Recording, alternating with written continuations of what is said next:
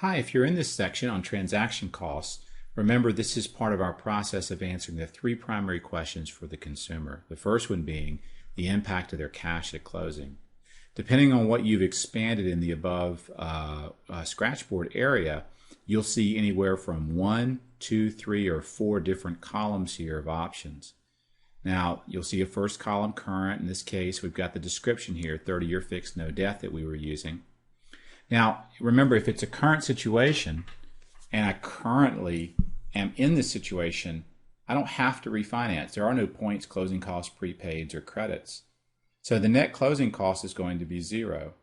If I had any cash available that I said I have available for the transaction, that's going to show up here. Cash available is money that in your interview process, you ask the client if they had money that they might like to apply towards this transaction for closing costs or down payment or to buy down the loan at closing.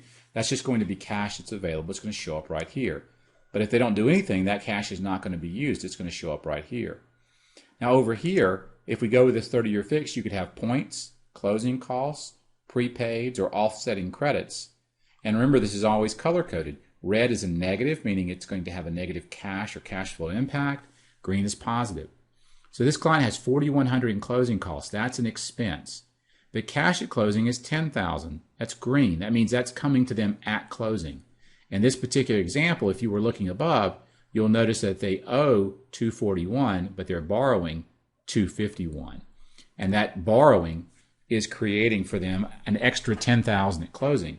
So when I look at my impact to cash at closing, which is what this area is going to cover for me, and this is a refinance transaction, I can see if I do nothing, there is no impact. If I do this property refi, the cash impact is I end up with $5,900 cash at closing.